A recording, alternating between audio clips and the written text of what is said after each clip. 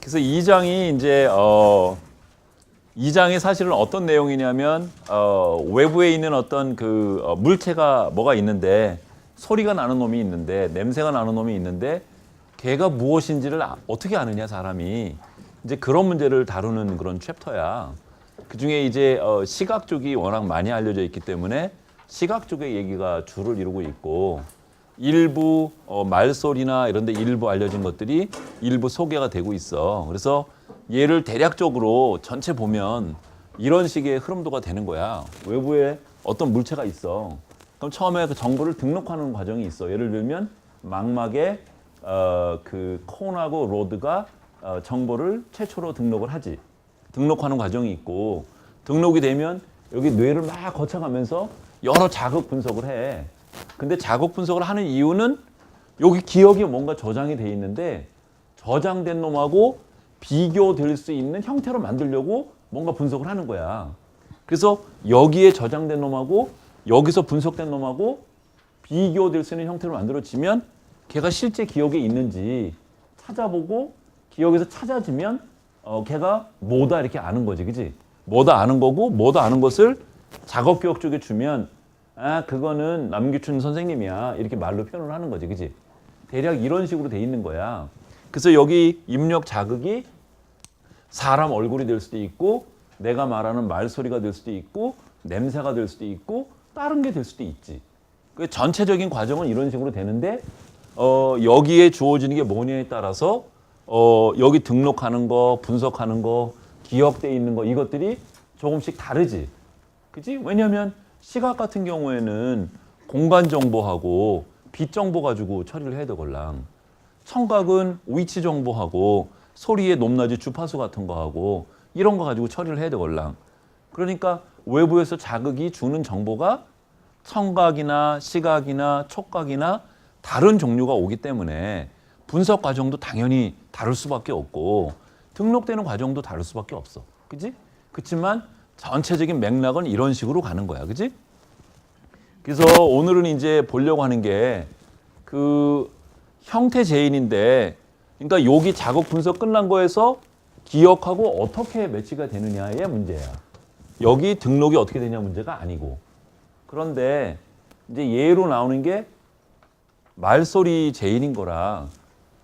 그러니까 이게 여러분이 사람의 말을 지금 선생님의 말을 들을 때 너무너무 그냥 가만히 있으면 다 들려. 무슨 뜻인지 다 알겠어. 그러니까 별 문제가 아닌 것 같아. 그런데 예를 들어서 여러분이 아랍을 예를 들어서 여행을 어떻게 갔어. 근데 거기서 아랍에 호텔에 갔는데 텔레비전에서 뭐라고 떠들어. 무슨 말인지 하나도 못 알아듣겠지. 심지어는 영어를 우리가 10년 넘게 공부를 했는데도 여러 가지 스토리가 있는데 요즘은 안 그러겠지. 내 후배가 아메리칸 에어라인스를 타고 미국에 유학을 처음 오는데 밀크가 먹고 싶어가지고 밀크라고 얘기를 했더니 스튜디오스가 밀러를 갖다 주더래. 그래서 밀크로 바꿔달라고 하는 얘기가 자신이 없어서 그냥 밀러를 마셨대. 응? 이런 슬픈 사연들이 있어. 그러니까 영어를 그렇게 오랫동안 공부를 했는데도 실제로 들으려고 하면 잘 안 들리잖아. 그치? 그러니까 말소리를 그게 무슨 소리인지를 아는 게 그렇게 쉽지가 않다.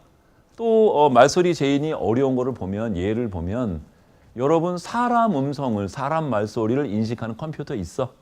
그래서 여러분 노트북에 여기 앞에 놓고서 자 이제 리턴 키 자 첫 줄로 간다. 그럼 얘가 움직여가지고 오늘 인지심리학 강의는 패턴 제인에 대해서 말씀을 하시는데 그럼 얘가 알아서 쳐줘. 잠깐 아까 거기 오타 있네. 두 번째 줄에 두 번째 단어로 가서 그거를 말 제인으로 하지 말고 말소리 제인으로 바꾸자. 그러면 얘가 알아서 거기서 딱 바꿔주고 이런 거 있어? 없잖아.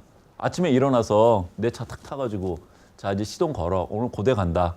지금이 9시 반인데 고대에 10시까지 가야 되겠어. 그럼 쟤는 빠른 길이 어디지? 그럼 걔가 뭐라고 나한테 얘기를 해주고 가서 막 ABCD 중에 D로 가지 그래. 뭐 이렇게 얘기하면 걔가 알아서 툭툭툭 해가지고 하는 거 없잖아. 그지? 그게 왜 그래? 분명히 말소리 제인이 뭔가 쉽게 잘 되면 기계에 다 이렇게 정착이 됐을 텐데 장착이 손으로 쓰는 것보다야 말로 하는 게 훨씬 쉽지. 그렇지 않아? 여러분 컴퓨터하고 여러분하고 이렇게 인터랙션 할 수 있는 게 키보드 가지고 되게 하잖아, 그지? 키보드로 치는 것보다야 말로 하는 게 훨씬 쉬운데, 근데 왜 말소리를 안 하고 키보드로 하겠냐? 컴퓨터 프로그램을 못 만들어서 그래, 한마디로. 그럼 왜 못 만드냐? 골 때리기 어려워서 그렇다. 그럼 왜 어렵냐? 이런 거라. 가방이 무거워요. 그럴 때 가에 대한 소리하고, 가족이 여행을 갔어요. 이럴 때 가하고, 우리는 똑같은 가로 듣잖아, 그지? 근데 얘를 녹음을 해서 파형을 보게 되면 가져갈 때 가하고 가방할 때 가가 완전히 다른 모양을 갖고 있어. 도대체 어디서부터가 가 시작 지점인지 어디가 끝나는 건지 또 알 수가 없어. 그러니까 근데 청각기관은 굉장히 이상하게도 그렇게 복잡하고 그런 것들을 어떻게 순식간에 인식을 한단 말이지. 또 가라고 하는 소리도 선생님이 이렇게 컨디션이 좋을 때 가라고 얘기할 때 하고, 어저께 저녁에 술을 새벽까지 먹어가지고 엄청 피곤해. 피곤한 상태에서 가를 얘기하면 걔를 녹음을 해보면 완전히 달라요. 내 그 성대에서 나오는 소리가. 그런데도 똑같은 소리를 알아들어. 또 시끄러운 데서 얘기해도 알아듣고 조용한 데 얘기해도 들어. 그렇게 하여튼 되게 변이가 많은데 사람은 그걸 금방 알아듣는다는 거지. 그래서 이 말소리를 어떻게 인식을 하는지에 대해서 다는 몰라. 일부 아는 것들이 있는데, 그러니까 지금 여기에서 여기에 오는 거, 말에 대해서 그런 얘기를 하려고 그러는데, 그럼 말소리가 왜 도대체 왜 이렇게 어려운 거냐? 이런 세그멘테이션이 잘 안 돼서 그래. 그러니까 에너지 열이 걸랑 이렇게 지금 선생님이 이렇게 말을 하면 공기의 에너지가 이렇게 나가는 거걸랑. 근데 그 공기의 에너지에서 여기까지가 말이고, 여기가 말 시작 지점이고, 여기까지가 말이 끝나는 데고, 여기서부터가 제자가 시작이 되고, 여기까지가 인이고, 이렇게 딱딱 끊어주면 좋겠는데 그런 단서가 안 보여. 그래서 세그멘테이션이 잘 안 돼. 그래서 어렵고. 그 다음에 또 웃기는 거는 이런 일이 그럼 왜 일어나냐? 동시조음이라고 하는 현상 때문에 그렇걸랑? 여러분 머릿속에서 생각하는 게 빨라요? 아니면 입에서 나오는 소리의 속도가 빨라요? 머리가 훨씬 더 빠르죠, 생각하는 게. 그러니까 머리에서 있는 그런 생각을 가능한 한 짧은 시간에 많은 얘기를 내보내려고 하는 거야. 그러다 보니까 발성기관에서 말, 재, 인 이렇게 얘기해주면 좋겠는데 그렇게 얘기하면 속도가 너무 느려. 그러니까 말재인 이렇게 얘기를 해. 근데 말재인 하다 보니까 발성기관들이 막 이렇게 엉켜. 그래서 내가 말을 발음을 할 때 이미 재인의 인을 준비를 하고 있어. 그래서 말이라고 하는 소리를 만드는 과정 중에 이미 인을 발음하는 발성기관이 움직이고 있어. 그러니까 이게 소리가 뭉개져서 나오는 거야. 미국 애들 뭐 이렇게 영어 발음하는 거 보면 버터 이렇게 하잖아, 그지? 그러니까 무려 어느 정도까지 그 예측을 하냐면 그런 현상을 동시조음이라고 그래. 그러니까 여기에 지금 여러 음소가 이렇게 돼서 하나, 둘, 셋, 넷, 다섯, 여섯, 일곱, 여덟, 아홉, 열까지 있잖아? 그럼 지금 내가 여라고 하는 이 발음을 지금 만들고 있으면 여기에 음이라고 하는 소리를 만드는 발성기관도 벌써 여기서부터 움직이고 있어. 그러니까 이미 여라고 하는 소리에 음이라고 하는 소리도 섞여 있는 거야, 이미. 그런 걸 동시조음이라고 그래. 근데 동시조음을 하는 이유는 아까 얘기한 것처럼 머릿속에는 굉장히 생각이 빨리빨리 돌아가는데 빨리빨리 이 메시지를 전해야 되걸랑.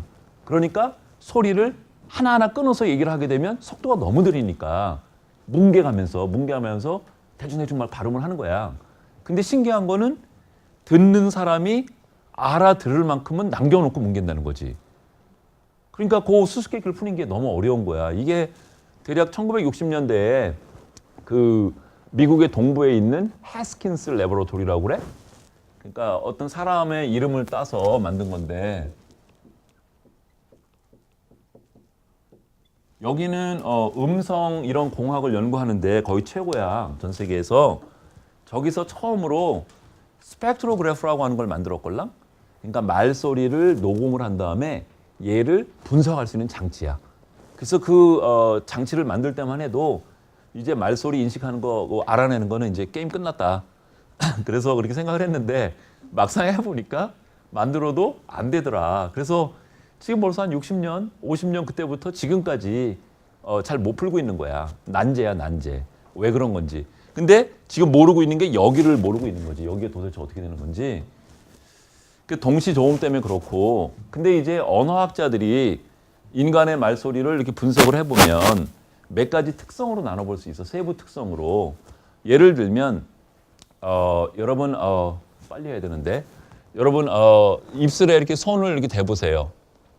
파 해보세요. 그럼 바람이 나오지. 파. 그럼 요번에는 손을 여기 목젖인데 대보세요. 그러면 파 발음을 해보세요. 파 그러면 요 목젖이 떨리는 것하고 사실 이거 가지고 느끼기는 어려운데 바람이 나오는 속도하고 혹시 느낄 수 있어요? 바 같은 경우에는 여기 성대가 떨리는 시간하고 여기 입술에서 바람이 나오는 소리하고 간격이 굉장히 짧아요. 심지어는 성대가 먼저 떨리고 바람이 나중에 나오기도 하고 또 근데 파 같은 경우에는 여기 성대가 떨리는 시간하고 입술에서 바람이 나오는 그 순간하고의 간격이 커요. 그런 거를 유성음, 무성음이라고 얘기를 하걸랑? 그러니까 간격이 짧으면 그러니까 디 이런 소리가 되는 거고 간격이 짧으면 여기처럼 파, 타 이런 소리가 되는 거야. 그지? 그런 자질이 있고 우리 왜 조금 전에 그 전 시간에 보면 세부 특징 이론 배웠었잖아. 그지? 그러니까 말소리를 구성하는 세부 특질 중에 하나가 유성, 무성이 있다는 거지. 그 다음에 또 하나는 파는 어디가 붙었다 떨어지죠? 그죠? 입술이죠. 근데 타 해보세요. 타는 어디가 붙었다 떨어지죠? 혀가 이 뒤쪽에, 그지? 그지? 이번에는 가 해보세요. 가는 어디가 붙었다 떨어지죠? 훨씬 안쪽이죠. 그러니까 발음이 만들어지는 위치가 다르죠. 그죠? 지금 보면 다르죠. 그죠? 그래서 세부 특징 중에 또 하나가 위치야. 그러니까 소리가 만들어지는 위치. 그 다음에 또 하나는 다 해보세요. 다하고 사하고 뭐가 다르죠? 다는 콱 막혔다가 탁 터지고 사는 이렇게 사이를 이렇게 해가지고 발음을 이렇게 새나가게 만들고 있죠. 그죠? 그런 걸 발음 방법이라고 그래요. 그러니까 위치는 같은데 발음하는 방법에 따라서 다가 되기도 하고 사가 되기도 하는 거지. 그지? 그러니까 말소리를 구성하고 있는 세부 특성들이 있더라. 그러니까 유성인지 무성인지 또 위치가 입술인지 이빨 사이에서 나는 건지 아니면 저 뒤에서 나는 건지 아니면 코 속에서 나는 건지. 예를 들면 뭐 미음 소리나 니은 소리 같은 거는 마 해보세요. 마 그럼 코가 울리죠. 그죠? 마 이건 코 속에서 나는 거거든요. 또 위치별로 다르고 그다음에 조금 전에 우리 해본 것처럼 다하고 사를 보면 위치는 같은데 바람이 새나가는 방법이 달라. 그래서 바람이 새나가는 방법, 위치, 유성, 무성 이런 게 말소리를 인식하는데 세부 특성으로 작용할 수 있지 않을까. 그래서 그런 세부 특성을 파악을 하면 얘가 피 소리인지 아니면 얘가 비 소리인지 알 수 있지 않을까. 이런 희망이 있는 거지. 근데 생각처럼 용이치 않더라. 실제로 해보니까. 그렇지만 음성학자들이 이렇게 구분하기는 이렇게 구분을 한다는 거지. 사람의 말소리를 보게 되면 한국어에는 있는데 영어에는 없는 것들이 뭐가 있어요?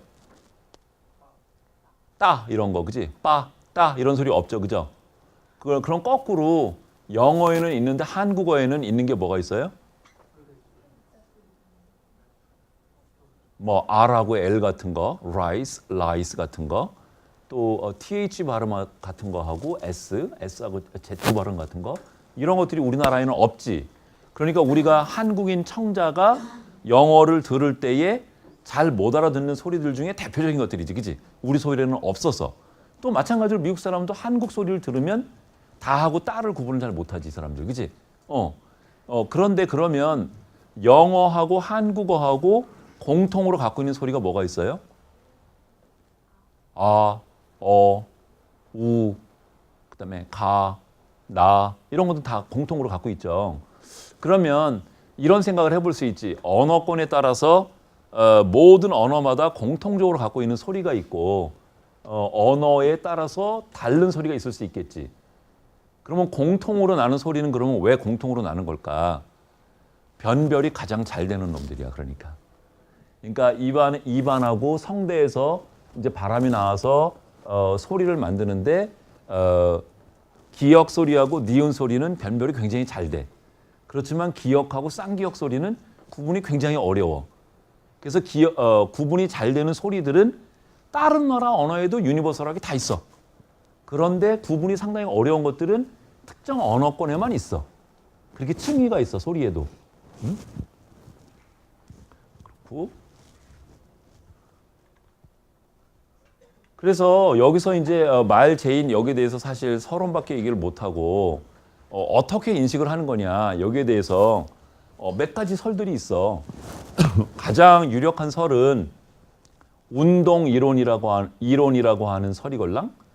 그러니까 이 이론은 어떻게 하는 거냐면 말소리 자체가 조금 전에 선생님이 얘기한 것처럼 하도 변화가 심해서 소리만 가지고 그 소리가 무슨 소리인지를 아는 게 너무 어려우니까 듣는 사람이 내가 들은 소리를 발성기관으로 바꿔본다는 거야. 그러니까 어떤 사람이 나한테 말을 했으면 그 내가 귀로 들은 소리를 내려면 내 발성기관 어디가 움직여야 되는지를 그런 운동 코드로 바꿔본다는 거야. 그런 다음에 그 발성기관, 내 속에서 만들어진 발성 코드를 분석해보면 내가 이런 소리를 만들어낼 때 이런 기관이 움직여. 그러니까 얘는 가야, 얘는 나야. 이런 식의 설명이 운동 이론이야. 그렇게 설명은, 그러니까 패턴 제인이 되는 게 여기 자극 분석에서 소리만 가지고 하는 게 아니고 나의 발성기관의 정보로 다시 바꾼 다음에 발성기관 바뀌어진 정보를 분석해가지고 그게 무슨 소리인지 안다. 이런 식의 설명도 있고 또 다른 설명은 이런 여, 러, 이런 것들 하나를 음절이라고 볼랑. 근데 얘를 소리를 이렇게 녹음을 해서 아까 스펙트로그래프라고 하는 걸로 이렇게 분석을 해보면 여기는 시간이 걸랑. 그러니까 여기는 여자고 여기는 러고 여기는 중, 이렇게 중복의 중이고 이런 거고, 말소리가 보면 저주파 성분이 있고 여긴 중간 주파수대가 있고 여기는 고주파대가 있는데 이렇게 에너지를 보면 여는 여기가 이렇게 진하고 여기 요만큼이 진하고 이렇게 진하고, 러 쪽은 예를 들어서 이렇게 블러하게 이렇게 진하고, 중은 뭐 이렇게 진하고 이런 거야.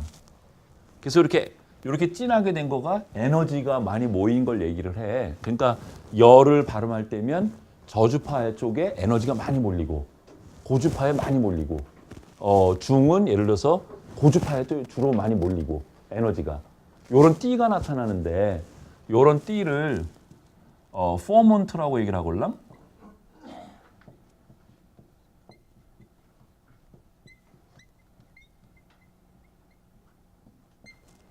그래서 저주파 성분 때 포먼트를 1번 포먼트다, 중간을 2번 포먼트다, 고주파 성분 3번 포먼트 이렇게 얘기를 해. 그래서 소리마다 그래서 요 저주파 성분 요거를 F1 이렇게 표시하고 중간 쪽을 F2, 제일 높은 걸 F3 이런 식으로 표현을 하걸랑. 그래서 이렇게 F1분에 F2를 하면 일정한 어떤 비율이 나올 거잖아. 이 비율이 특정한 소리를 얘기를 한다는 거야. 그러니까 여기 분석하는 단계에서 먼저 선생님이 말하는 소리는 굉장히 여러 종류의 주파수대의 파형으로 구성이 돼 있는데 걔들을 저주파, 중주파, 고주파로 나눈 다음에 에너지 D가 있는 부분을 찾아서 그 에너지 D에 F1분의 F2를 하면 비율이 나올 텐데 그 비율이 일정한 어떤 소리를 나타낸다는 거야. 그럼 머릿속에도 그러면은 요 비율이 여기에 기억이 돼 있는 거지. 그래서 그런 비율이 발견이 되면 얘는 파고, 그런 비율이 발견되면 얘는 가고, 이렇게 인식을 한다는 거지. 이런 식의 띠오리도 있어. 그래서 선생님이 잠깐 얘기를 했는데 여기서 지금 어떻게 하고 있는지를 다 몰라서 여러 종류의 설들이 있지만 아주 만족스럽게 설명하는 것은 아직 없어, 사실. 그러니까 문제를 못 풀고 있는 거야. 여러분이 풀어. 여러분이 머리가 좋으니까. 그러니까 어느 천재가 혜성처럼 나타나서 풀어야 되겠지, 그지? 되게 과학은 이렇게 점진적으로, 과학은 이렇게 여기 누군가 여기 발견을 했으면 얘가 이렇게 시간이 지나면서 이렇게 발전을 하는 게 아니라 이렇게 가다가 어떤 현상을 못 풀어가지고 몇십 년 동안 막혀 있다가 혜성같이 어떤 천재가 나타나가지고 갑자기 그 문제를 풀어. 그럼 푹 올라가서 또 이렇게 한참 이렇게 가다가 푹 가지 이렇게 가지 이런 식으로 가지. 그러니까 그 시기 때 어떤 천재 누군가 아인슈타인이 나타나고 누가 이렇게 나타나면서 뭐 각계의 물리의 심리학의 뭐에 있던 문제들을 누군가가 풀어내고 그럼 그게 팍 이렇게 도약을 해서 또 한동안 또 다른 문제 또 생기니까 못 풀고 또 쭉 가다가 뭐 이렇게 가지 그지? 그러니까 여러분이 그런 사람이 됐으면 좋겠어. 왜 웃어? 할 수 있어. 말소리 지각에 되게 이상한 현상이 범주 지각이라고 하는 거야. 아까 선생님이 여기 성대가 울리는 시간하고 여기 입에서 바람이 나오는 그 사이에 간격이 있는데 그 간격을 VOT라고 얘기를 해. VOT. 여기에 음성 개시 시간이라고 돼 있네. 우리말로 번역한 거걸랑? VOT라고 이렇게 얘기를 하는데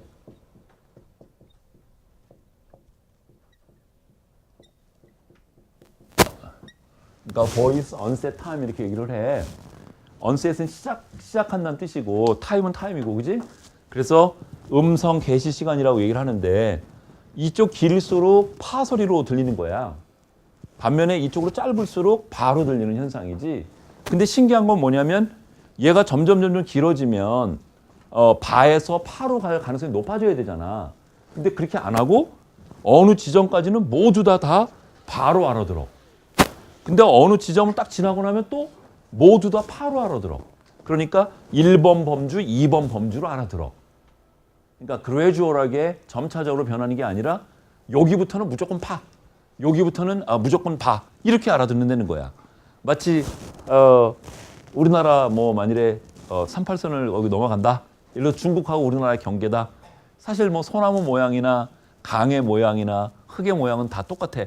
근데 어느 선을 넘어가면 여기부터는 중국, 여기부터는 한국 이렇게 해서 범주 나누는 것처럼 말소리 지각을 그렇게 한다는 거야. 이런 현상을 범주 지각이라고 그래. 이런 범주 지각이 그럼 도대체 왜 나타나는 거냐? 이유는 알아. 왜 그러냐면 여기도 바고 여기도 바걸랑. 그런데 예를 들어서 뇌가 이거를 하나하나 다 만일에 기록을 하고 있다 그러면 바에 대한 것도 너무너무 많은 거야. 그러니까 기억의 용량에 한계가 있어. 그러니까 바하고 파를 구분할 정도의 단서만 남겨놓고 나머지는 모두 다 얘는 바, 얘는 파 하는 게 정보 처리하기가 양이 확 줄어들어. 그러니까 인지 절약성 효과라고 그러걸랑? 그런 것 때문에 그런 것 같아. 그런데 범주 지각이 나타나는 이유는 그럼 왜 그런 거냐? 잘 모르겠어. 왜 그런 건지. 뇌에 어디에서 어떻게 되는 건지. 이것도 여러분이 풀어. 근데 하여튼간 사람이 그런 일을 해. 그러니까 수많은 대상을 보고 듣는데도 여러분은 순식간에 어떤 대상을 알아맞혀. 그 이유는 사람이나 개나 사과나 말소리나 이런 거에 대해서 범주로 되어 있기 때문에 그래. 만일에 하나하나 디테일을 다 따져서 분석을 한다면 여기서 이거 비교하는 것만도 1분이 걸릴지 1시간이 걸릴지 몰라. 여러분이 지금 20 몇 살인데 20 몇 년 동안 하루에 여러분이 깨 있는 시간이 한 15시간 깨 있으면 15시간 동안 동영상으로 모든 걸 녹화한 게 여기 머릿속에 들어가 있는 거야. 거기서 정보를 검색을 해내야 되는데 그 수많은 내용들 중에서 남기춘 선생님 얼굴을 찾아내야 돼. 그 정보가 이게 한두 개도 아니고 얼마나 많겠어. 근데 거기다가 남기춘 선생님 얼굴도 하나가 아니라 1만 개가 저장이 돼 있어. 그러면 머리 터지지. 거기서 어떻게 찾아 그러면. 그런데 범주적으로 돼 있으면 그래도 상당히 그런 로드가 좀 줄어들지, 그지? 그런 때문인 것 같아. 또 많이 시간이 갔습니다. 어텐션 가야 되는데. 지금까지 얘기한 거는 지금 여기 자극 분석에 대해서 시각 쪽하고 말소리를 예로 들어서 얘기를 했어. 이번에 얘기하려고 하는 거는 주의라고 하는 놈이 있는데 또 주의라기보다는 정보 처리의 또 어떤 형태가 두 종류가 있는데 이렇게 밑에서부터 이렇게 올라오는 거.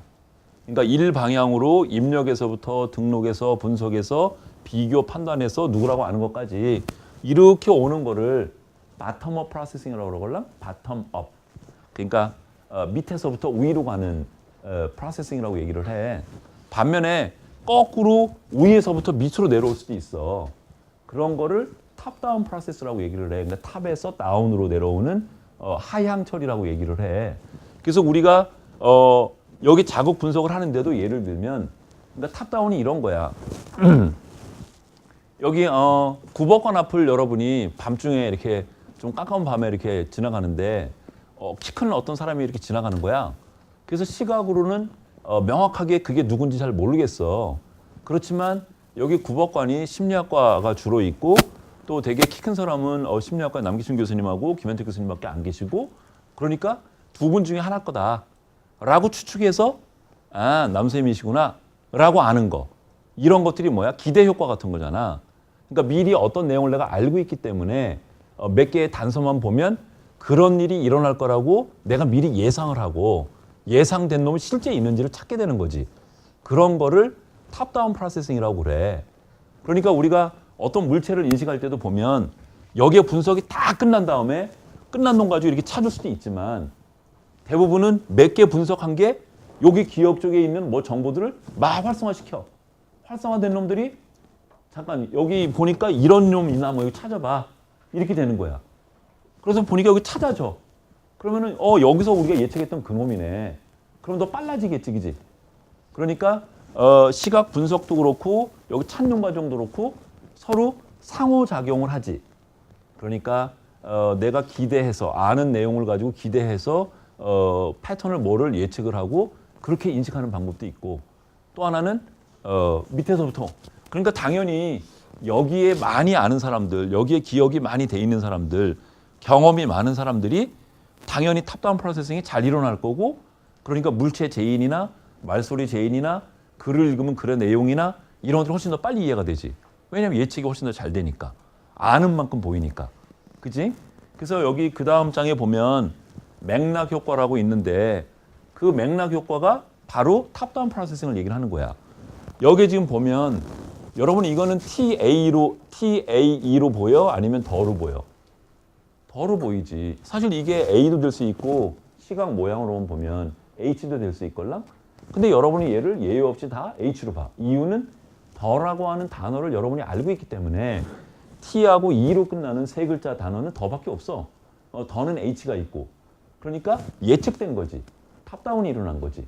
바텀업은 그냥 A도 될 수 있고 H도 될 수 있지만 이런 게 이제 탑다운이고 여기 지금 잉크블라시 이렇게 있어서 워크라고 하는 단어가 쓰여졌는데 뭐가 떨어져가지고 부분이 지워졌어.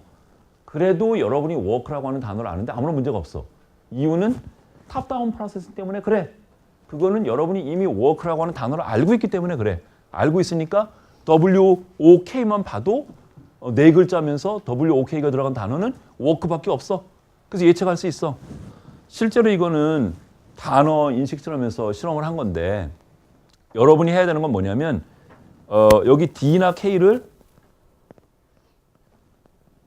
그러니까 맨 처음에 조건이 그러니까 단어 조건, 비단어 조건, 글자 조건이 이렇게 세 조건이 있는 거야. 그래서 맨 처음에는 워크가 나오든지 이렇게 워크를 잘못 쓴 이런 게 나오든지 K자 하나가 나오는 거야. 그런 다음에 시각 메모리 없애려고 이렇게 마스크를 제시를 해. 그런 다음에 맨 끝에 위치한 게 D야 K야 이렇게 묻는 거야. 그러면 워크 같은 경우에 훨씬 더 잘 맞춘다는 거야. 이런 K자 하나보다. 그러니까 그냥 물리적으로만 얘기를 하면 여기 K는 글자 하나만 처리하면 되니까 여기 분석 과정이 훨씬 더 간단할 거잖아. 워크는 네 글자나 해야 되고 글자들의 배열도 처리해야 되니까 자국 분석이 훨씬 많을 거잖아. 그러니까 물리적으로 보면 얘가 느려야 돼. 느리고 잘 못 찾아야 돼. 얘보다. 얘는 복잡하고 얘는 간단하니까. 그런데 실제 찾는 걸 보면 이쪽에서가 여기보다 훨씬 잘 찾는다는 거지. 그 이유는 이 워크나 K를 굉장히 짧은 시간 동안 제시해 주는 거걸랑 눈에 환히 보일 만큼이 아니라 한 0.05초 정도 번쩍하고 지나가는 거야. 그럼 여기 자국 분석에서 오랫동안 보면 물론 여기서 다 되는데 너무 짧으니까 미진하게 일부만 된 거지. 일부만 됐는데 예를 들면 W 보고 K를 봤어. 예를 들면. 그러면 W하고 K로 된 단어가 뭐가 있니? 여기 가서 얘기를 하는 거야. 그거는 work하고 뭐가 있어. work하고 뭐가 있어. 그러면은 거기에 OR이 있나 찾아봐. 이렇게 되는 거지, 그지? 그럼 여기 내려와서 도와주는 거지. 그러니까 이 조건은 기억에서 이쪽으로 내려온 탑다운 프로세싱이 용이해서 그렇고 얘는 탑다운 일어날 게 없잖아, 그지? 그래서 이 경우에 더 잘 찾는다는 거야. 그러니까 그런 거, 그러니까 work라고 하는 단어가 K자를 인식하게 만드는데 맥락으로 작용을 했지. 그러니까 탑다운을 일으킬 수 있는 맥락으로 작용을 한 거지. 실제로 우리가 외부 세계를 보는 거는 이렇게 바텀업과 탑다운이 계속 상호작용이 일어나면서 일어나. 그러면은 바텀업이 많은 사람이 더 능숙한 정보 처리자겠니? 탑다운이 많은 사람이 어떤 일을 더 잘하는 사람이겠니? 탑다운이 많이 일어나는 사람이 잘하는 사람이지. 막 이런 사람들은 막 책도 막 건너뛰면서 읽지, 그지? 왜냐면 아는 게 많으니까 몇 글자만 봐도 그 다음에 무슨 말이 나올지 알고 푹 뛰면서 나는 뭐 1분에 뭐 예를 들어서 뭐 10페이지 읽는데 얘는 뭐 50페이지 읽고 뭐 이런 거지, 그지? 그럴 수 있는 거지, 그지? 이거는 여기 이게 좀 잘 안 보이는데 E자하고 C자가 있는지를 찾는 거야. 근데 E자하고 C자가 이렇게 어중간하게 쓰여져 있어. 어중간하게. 그래서 어떤 조건은 E여야지 그 단어가 돼. 어떤 조건은 C여야지 그 단어가 돼. 그렇게 조건을 나눴어. 그래서 여기 보면 반드시 E여야지 여기에 나와 있는 자극들이 어떤 게 단어가 돼. 그러니까 맥락이 형성되는 조건이고 또 한 조건은 E나 C가 되는 조건이야. C가 돼도 단어가 될 수 있고 E가 돼도 단어가 될 수 있어. 그 다음에 세 번째 조건은 E도 C도 모두 다 단어가 안 돼. 그냥 무의미한 그냥 철자 열이야. 그 다음에 C는 이거 C만 되는 조건이야. 근데 보면 여기는 이제 E로 인식할, E를 찾을 가능성을 얘기를 하는데 역시 E만 단어가 되는 조건이 이 그래프인데 가장 우수하지. 근데 여기도 거의 범주적이지 보면. 그지? 어느 이하는 다 C고 어디부터는 다 E로 좀 인식을 하고 있지, 그지? 그러니까 그 얘기도 뭐냐면 단어라고 하는 맥락이 저런 복잡한 이런 시각 열에서 E를 찾는데 굉장히 도움을 많이 준다. 지금 이런 게 요점이지.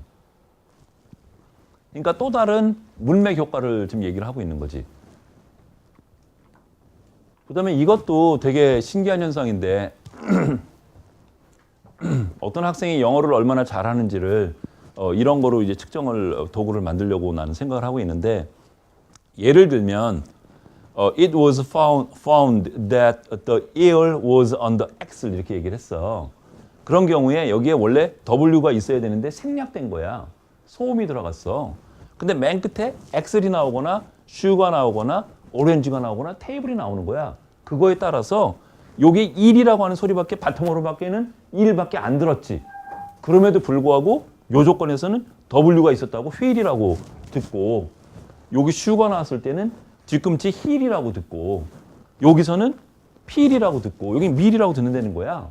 그러니까 이 얘기는 뭐냐면 센텐스의 문맥이 빠진 소리를 메꿔서 듣도록 만든다는 거지. 근데 피험자는 본인이 휠을 들었다고 얘기를 해. 그러니까 자기가 추측을 해서 맞춘 거잖아.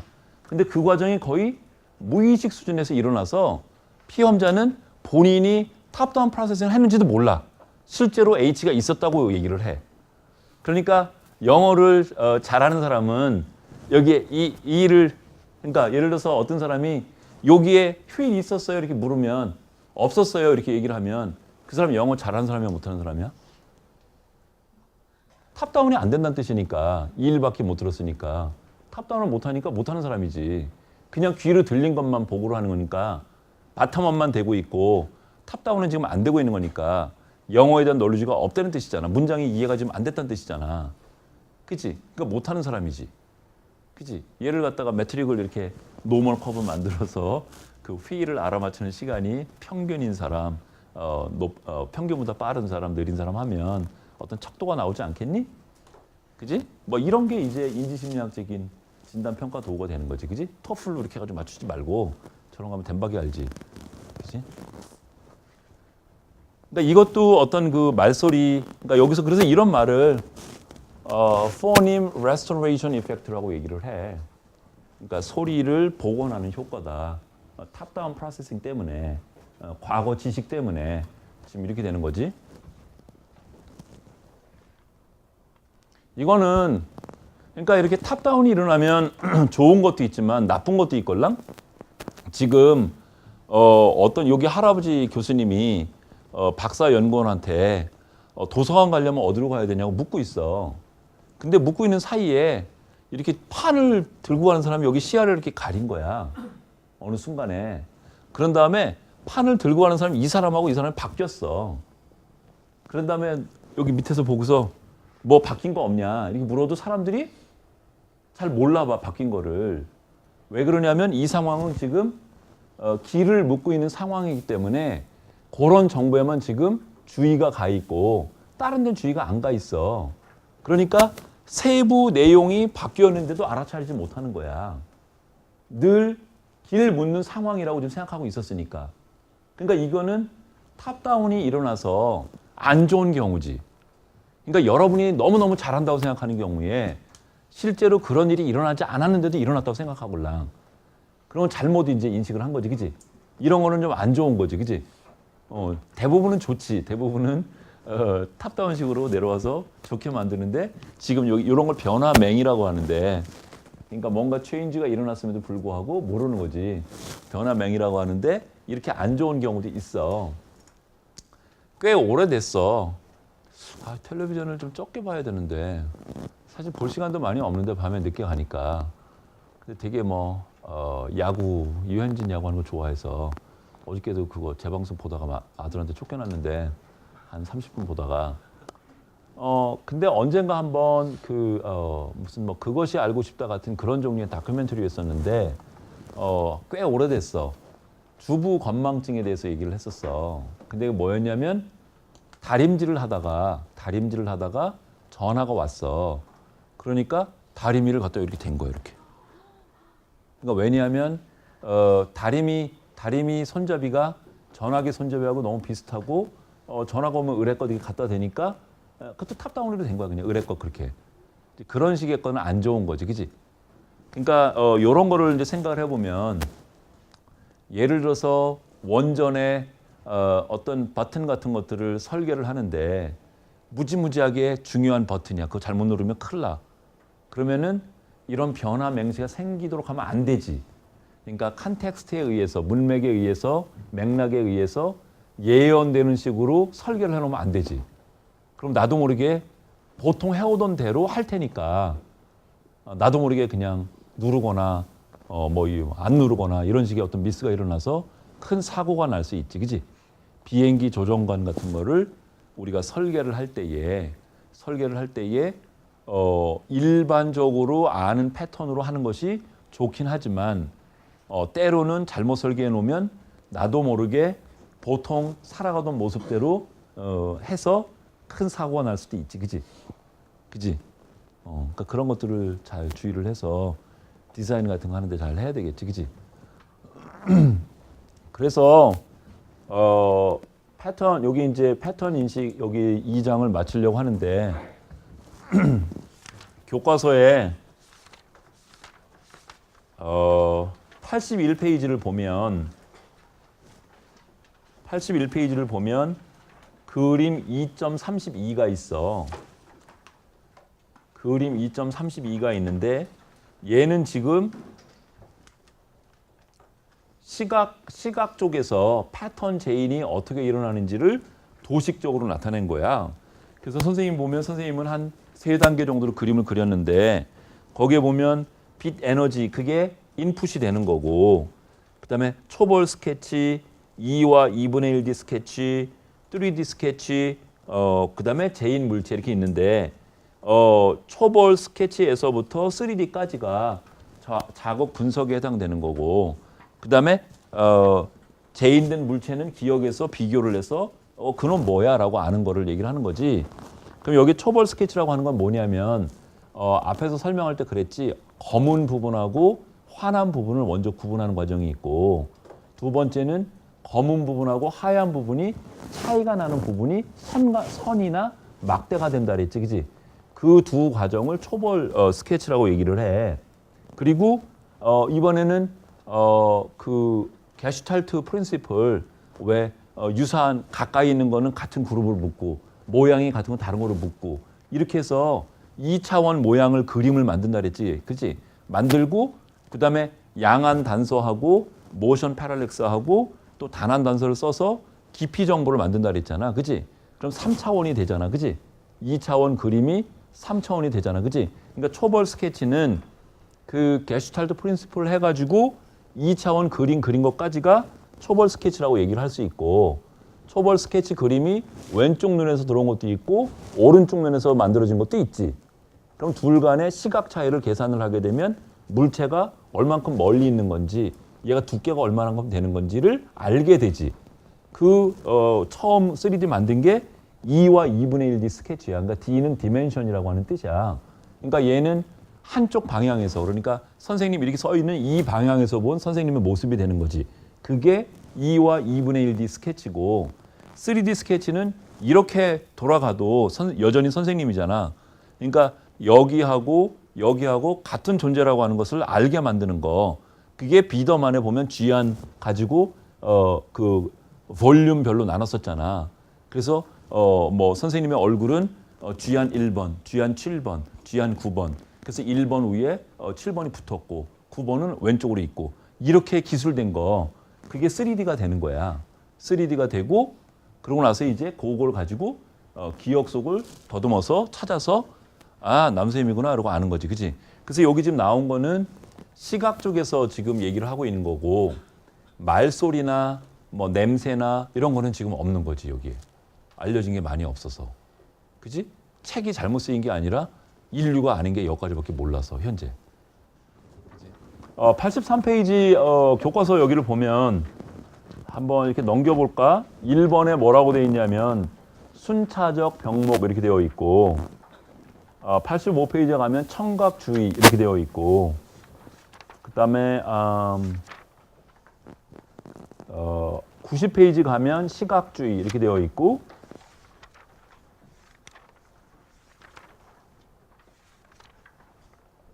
그 다음에 103페이지 가면 중앙주의 이렇게 되어 있고 그리고 끝 이렇게 되어 있어. 그러니까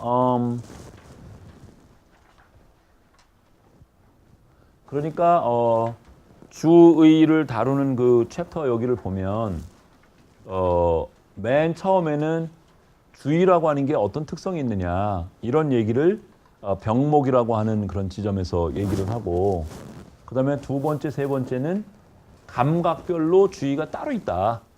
그러니까 시각을 담당하는 주의가 있고 청각을 담당하는 주의가 있다.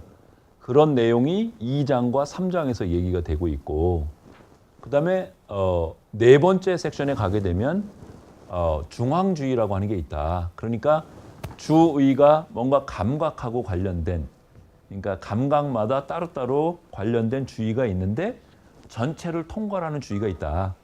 그렇게 볼 수 있는 거예요. 그러니까 주의가 그러니까 하나가 아니라는 거지. 여러 개로 나눠져 있다는 거지. 지금 챕터가 그렇게 구성이 되어 있걸랑? 근데 여기도 보면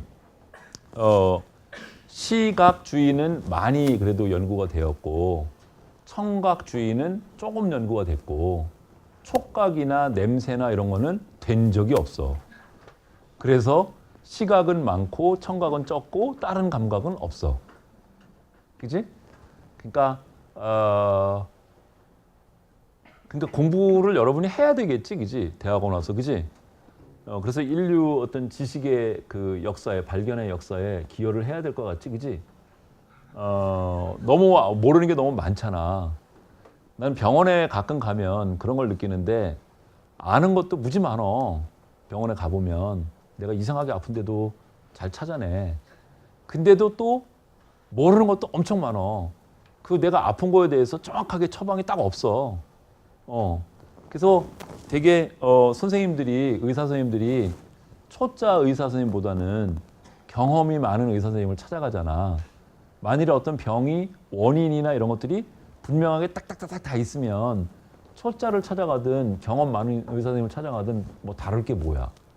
그런데 아는 게 많이 없어서 많이 아는 것 같은데 아는 게 많이 없어서 경험으로 이런 경우는 이렇게 하면 나가 아직도 제일 좋은 처방이라는 거지.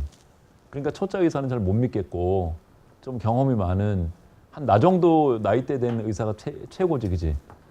아직 너무 늙으면 힘이 없어서 잘 모르고 너무 젊으면 아직 경험이 없어서 잘 모르고 대략 한 50 초반이나 뭐 이런 정도 된 의사가 가장 많이 알고 활발하고 뭐 이럴 때지, 그지? 그러니까 이런 거 생각해 보면 여러분이 공부를 해야 되겠어, 안 해야 되겠어, 그지? 해야 되겠지, 그지? 우리나라는 특히 더 그래. 우리나라는 사람밖에 없고 또 그 사람도 굉장히 적어, 숫자가. 그래서 뭐 일본하고 우리하고 비교를 하면 200대 1인가 그래. 전문적인 연구를 할 수 있는 그 박사급의 연구자의 수를 보면 뭐 200대 1인가 뭐 20대 1인가 뭐 이 정도 되고 미국이랑은 비교하면 안 돼. 아예 이게 비교가 안 돼, 아예. 그러니까 선생님이 졸업한 텍사스 어스틴의 심리학과 교수님이 아마 한 150분 정도 될 거야. 10층짜리 건물을 쓰걸라? 단독으로? 그거 외에도 딸린 그 부설 연구소가 여러 개 있걸라? 뭐 국방하고 관련된 연구소, 그런 건 비밀 그런 데야. 거기 미국 시민 아니면 이렇게 안 껴줘, 연구도. 국가 기밀 같은 거 새나가니까 안 껴줘. 우리 유학가도 미국의 최첨단에 해당되는 거 이런 것들은 안 껴줘. 왜냐면 그 다른 데로 다 유출되니까. 그래서 그런 건 이렇게 하걸랑? 근데 아마 내가 나온 학교에 그 150명 교수하고 우리나라 전국에 있는 교수하고 다 모아도 텍사스 이길 수 있을까? 조금 반신반의가 되지. 그지? 그런 정도로 많이 딸리니까. 그지? 그래서 공부를 해야 될까 안 해야 될까? 해야 되지, 그지?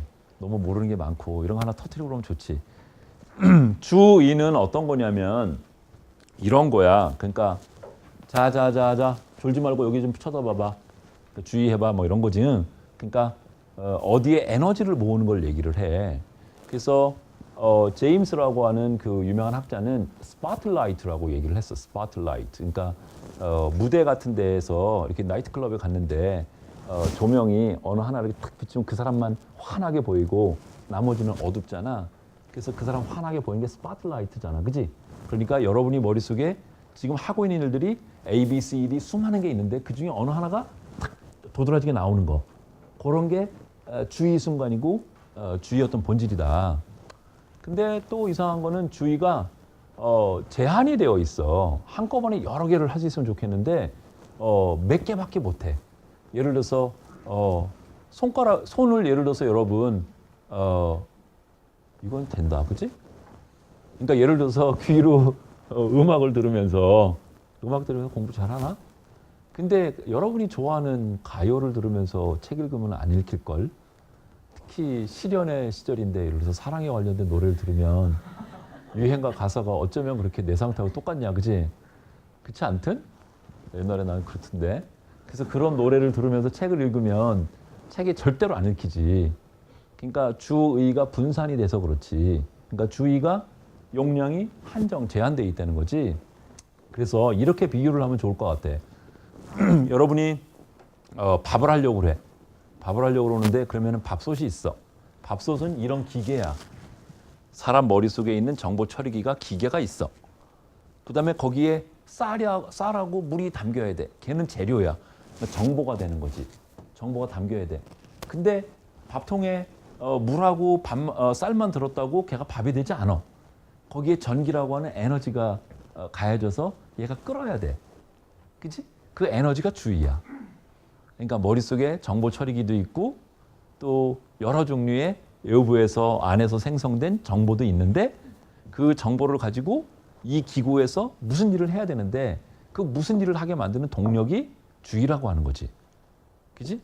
뭐 주의가 상당히 이렇게 보면 쉬운 것 같은데 또 어찌 생각해 보면 되게 어려워. 예를 들면 예를 들어서 뭐 자동차 사고가 났어. 그래서 그 사람은 의식 불명 상태야. 이렇게 얘기를 할 때 그때 말하는 의식하고 주의하고는 같은 걸까? 또 여러분이 공장 이런 데서 어떤 제품이 이렇게 나오면 나는 예를 들어서 여기에 너트가 제대로 끼워졌는지를 검사하는 게 내가 할 일이야. 그러면은 하루 종일 해도 되지, 그지?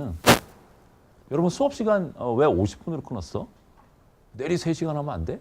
선생님 죽지, 내리 3시간 하면. 하루 종일 하면 안 돼? 물론 선생님 죽고 그럴까 봐 그런 것도 있지만 더 큰 거는 비절런스라고 그러걸랑 비절런스.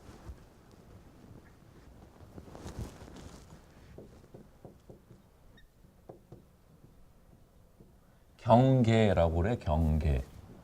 군대 갔다 온 사람들은 보투스 그런 걸 경계라고 그러잖아. 그지? 경계라고 그래. 그러니까 너트가 그러니까 어떤 그 제품에 너트가 제대로 끼워졌는지 아닌지를 공장 숙련자가 예의를 하는데 일정 시간마다 쉬어줘야 돼. 계속 하게 되면 에러가 너무 발생을 해. 그러니까 주의를 계속 주고 있음에도 불구하고 되게 30분이라고 하는데 30분 정도 지나고 나면 나도 모르게 해이해져. 그래서 잠시 쉬어야 돼. 주의를 환기를 시켜줘야 돼. 그런 거를 비절런스가 떨어졌다고 얘기를 하걸랑? 이런 비절런스하고 그러면 주의하고는 또 어떻게 되는 거냐. 뭐 이런 식으로 여러 가지 하여튼 복잡한 얘기들이 진행이 될 수 있는데 근데 대략적으로 보면 아까 선생님이 얘기한 것처럼 전기 같은 그러니까 어떤 일을 하게 만드는 멘탈 에너지 같은 거다. 제한된 용량을 갖고 있는 주의를 받게 되면 그 부분이 스포트라이트 된다. 지금 15분 됐어? 근데 왜 너 가? 미팅이 있구나. 나도 미팅이 있는데. 그래서 처음에 주의에 대해서 처음에 발견이 된 게 한 번에 여러 가지를 못한다는 얘기였걸랑? 왜 사람은 한 번에 여러 가지 못하는 걸까? 주의가 도대체 어디에서 그러면은 병목이라고 그러지. 왜 교통 그 도로 같은 거 잘 가다가 어느 한 곳이 좁아지면 차들이 쫙 밀리잖아. 그지? 그러니까 인간 정보 처리가 이렇게 A, B, C, D 이렇게 쭉 가는데 이렇게 통로가 꽉 열려 있으면 빨빨 될 텐데 왜 한꺼번에 여러 개가 처리가 안 되는 걸까? 병목이 어디서 일어나는 걸까? 주의가 어디에서 그런 일을 하는 걸까? 이런 데 처음에 관심을 갖게 됐어. 처음 연구할 때. 여기 뇌를 보면 이거 왼쪽 뇌 그 측면을 보고 있걸랑? 그러니까 여기 뇌의 앞쪽이고 여기 뒤쪽인데 보면 여기는 후두 옆쪽, 여기가 시각 영역이지. 그러니까 시각 주의를 담당하는 데야. 눈으로 그러니까 시각은 뭐니? 공간하고 그러니까 공간 정보하고 운동 정보하고 모양 정보지. 그런 거를 처리하기 위한 시각 주의가 여기에 있고 여기는 청각 주의걸랑? 여기 귀 있는데 이쪽이걸랑?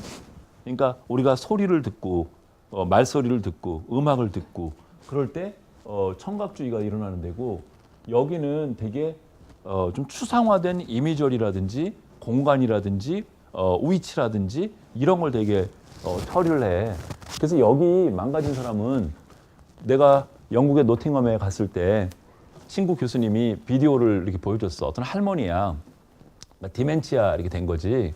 할머니한테 어떻게 했냐면 그 비디오에 보면 물건이 이렇게 두 개가 내 앞에 이렇게 있어. 그 다음에 의사 선생님이 뭐라 그러냐면 오른쪽에 있는 물건을 오른손으로 잡아보세요. 잘 잡아. 왼손에 있는 거 왼쪽에 있는 거 왼손으로 잡아. 잘 잡아. 이번에는 왼쪽에 있는 거를 오른손으로 잡아보세요. 그렇게 잘 잡아. 근데 이번에는 오른쪽에 있는 걸 왼손으로 잡아보세요. 그러면 이 사람이 멈칫 막 이래. 그러다가 이렇게 주신 다음에 이렇게 줘. 그런 다음에 뭐라 그러냐면 내가 너무 풀리시하다. 너무 실리하다. 사실은 내가 아는데 내가 실수한 거 다시 하지. 똑같이 다시 해. 똑같은 실수 또 범해. 그게 왜 그러냐면 오른쪽에 여기 두정엽 여기가 망가져서 그래. 이거 여기가. 그러니까 여기가 뭐 하는 데냐면 여러 군데서 오는 정보를 이렇게 코디네이트 하는 쪽이걸랑. 그러니까 이 물체를 잡으려고 그러면 눈으로 본 얘의 거리며 방향이며 이런 것도 결정이 돼야 되고 손으로 이렇게 움직이려고 그러면 손이 어떻게 움직여야 되는지도 결정이 돼야 되지. 또 왼쪽 눈에서 본 게 있고 오른쪽 눈에서 본 게 있고 여러 가지 차원의 그러니까 좌표 같은 게 나오는 거죠. 공간 좌표. 근데 그 좌표들을 이쪽 뇌가 통합을 좀 하고 있걸랑 여기가. 근데 여기가 좀 망가졌기 때문에 반대쪽에 있는 정보를 코디네이션을 못 하고 있는 거야 지금. 그러니까 이거는 그런 정보를 그러니까 연합령이야. 그래서 그다음에 여기 운동하고 관련된 그러니까 운동은 뭐 이렇게 손을 움직이고 이런 거에 관련된 주의도 있어. 그다음에 요 안쪽에 하면 대상회라고 하는 놈이 있는데 얘가 어텐션하고 되게 관련이 있어. 그러니까 얘는 얘하고 얘는 어떤 시각이나 청각에 국한되기보다는 모든 주의를 통괄하는 놈들이야. 우리가 맨 처음에 어떤 내용들을 처음 배울 때 그럴 때는 주의가 무지 많이 요구가 돼. 여러분 처음에 운전 연습할 때 그 운전밖에 못해.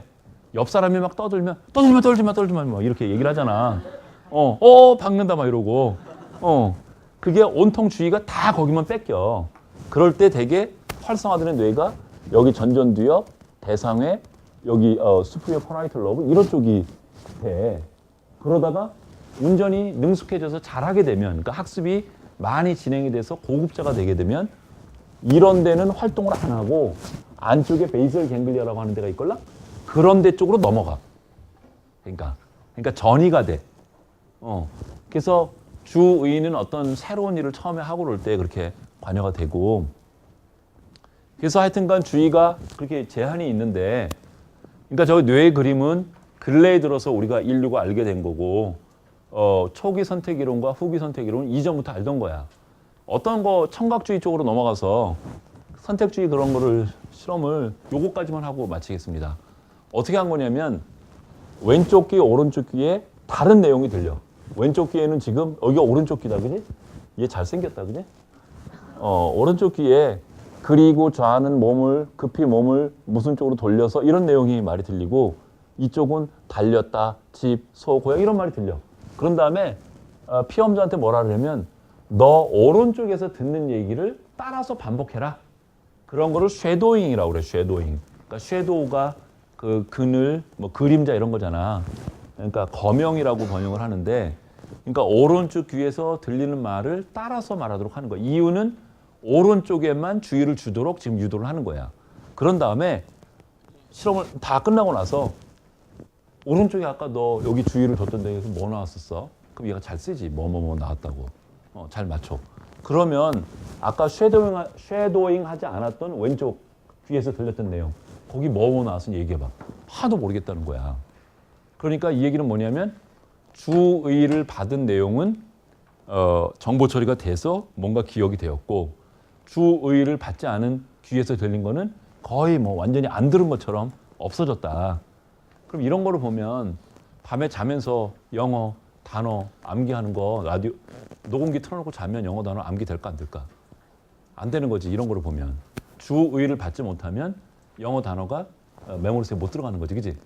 그런데 이게 문제가 생겼어. 저렇게만 딱 나오면 어떻게 좋아? 그 다음 그림을 보면 이런 문제가 생긴 거야.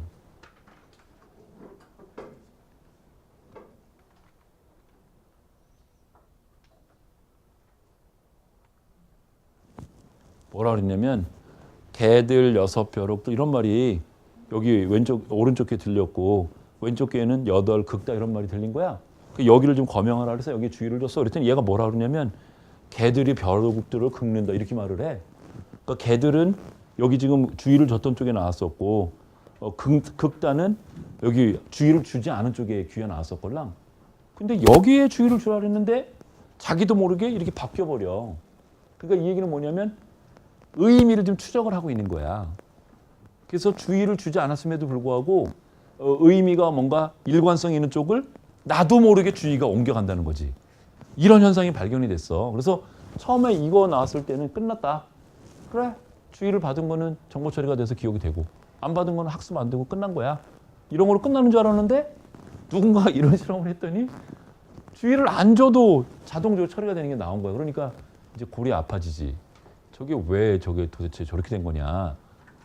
주의가 그러면은 내가 옮기려고 그러면 옮겨지는 게 아니라 나도 모르게 막 왔다 갔다 하냐. 뭐 이제 이런 얘기가 되고, 이제 그러면서 얘기가 이제 진행이 되지. 오늘 여기까지 하고 다음 시간에 또 3장을 또 해봅시다.